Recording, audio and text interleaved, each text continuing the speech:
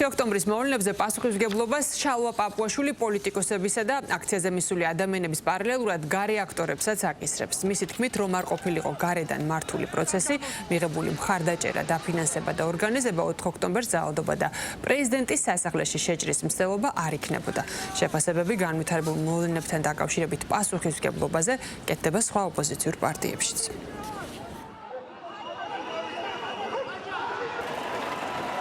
აი ამ ადამიანებს, ვინც ეუბნებოდა სამი თვის განმავლობაში, რომ თქვენ არჩევნებზე არ წახვიდეთ, თორემ მოღალატე იქნები და გელოდები 4 ოქტომბერს რუსთაველზე, ყველა აქტორი სალომე ზურაბიშვილით დაწყებული, დამთავრებული ნაცმოძრაობის უპასუხისმგებლო ლიდერებით, დამთავრებული ყველა იმ პარტიით, რომელიც ჩართული იყო ამაში და პოლიტიკოს გაცილებით მეტი პასუხისმგებლობა აქვს.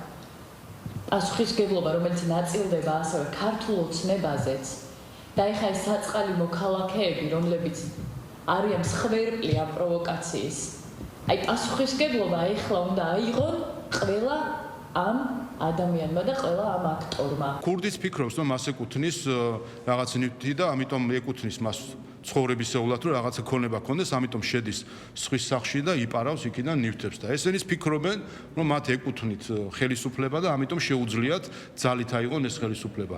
ეს არის ერთი და იგივე მორალი, კრიმინალური მორალი. მას შემდეგ, რაც ეს სისხლიანი სახელმწიფო გადატრიალება ჩავარდა, ამის შემდეგ მიხვდა ყველა თუ რა შარში გაყვეს თავი და ეხლა ცდილობენ ამის გადასხვაფერებას, თქმას თითქოს არ ვიცოდი, არ მეგონა, ყველამ ყველაფერი კარგად იცოდა ერთი და ყველამ ძალიან კარგად იცოდა, რომ სახელმწიფო გადატრიალებას შეუმდგრა სახელმწიფო გადატრიალებას მოყვება პასუხისმგებლობა.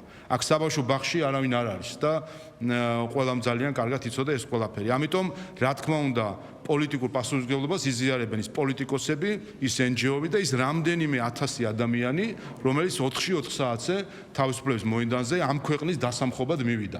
ამ რამდენიმე ათასმა ადამიანმა უნდა იცოდეს, რომ ისინი მონაწილენი იყვნენ ჩვენი ქვეყნის დამხობისა და ვერ შედგა ეს დამხობა. და მესამე პასუხისმგებლობა ეს არიან გარე აქტორები, გარე ძალები, რომლებიც სინამდვილეში არიან მთავარი სულისჩამდგმელები სახელმწიფო გადატრიალებისა, რომელიც 4 ოქტომბერს ჩავარდა. ისინი არიან მთავარი. მათ გარეშე არ იქნებოდა არაფერი.